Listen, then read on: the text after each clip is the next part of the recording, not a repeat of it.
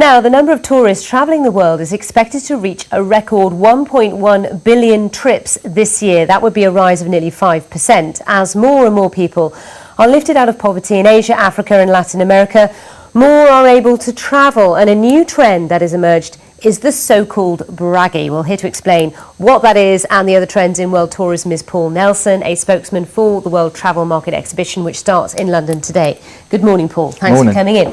So, we've got to ask you, what is a Braggy to start with? Well, Braggy is where hotel companies, travel companies wider, but particularly hotel companies, have been looking to really jump on the social media bandwagon and take advantage of those selfies that we've all been doing when we're on holiday and making sure that they get their mention within their selfie. So we use their hashtag and we use their handle.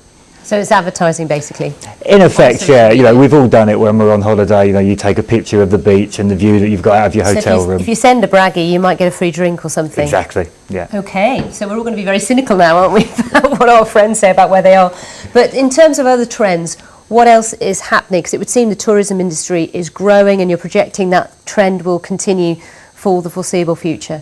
That's correct, yeah. Numbers are growing. At World Travel Market this week, we're anticipating £2.5 billion worth of deals will be done, and that's as more buyers and more destinations come together. Because travellers around the world, as you said earlier, more people are travelling to more places. So in the more developed tourism economy, such as Europe and North America, we're all going on holiday more often and to more far-flung destinations.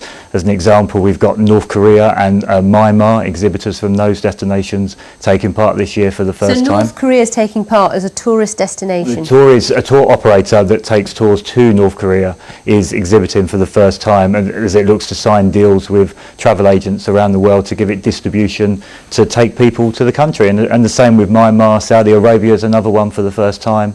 And then equally those countries such as you mentioned, the BRIC nations, Brazil, Russia, India and China, they've now got more money, increased middle class, and they're looking to travel for the first time and go to more destinations. So there doesn't seem to be any sort of black clouds on the horizon at the moment for the tourism industry, even something like Ebola, which is very contained in 3 countries that are not big tourist destinations. I mean, there's no sort of big global slowdown on the horizon or anything like that? No, not really. It's just from a travel company perspective how they change their distribution. So you'll see, whereas if you like the battle for the sun lounges in Europe used to be between the Brits and the Germans, now there's a third player in that with the Russians.